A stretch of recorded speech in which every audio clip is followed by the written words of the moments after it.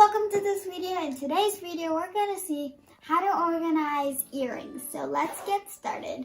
So if you were like me and organize them in like tins or any kind of boxes, they're always a mess and you can't even find their pair. Or sometimes they could lose their like bead, like this one did.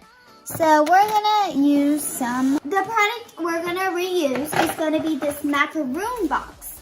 You can find this anywhere. It's just a old used macaroon box that had macaroon in it, and it has a perfect matching of a small compartment. So I'm just gonna start by putting each earring in with its pair. So here I found a pair.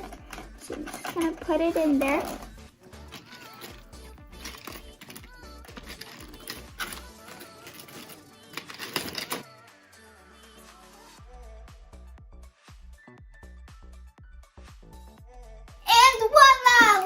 Beautiful and convenient it is to get out each pair, and beads won't fall off, and now it won't get tangled as it used to. So thank you for watching. Please like, share, and subscribe. Bye guys.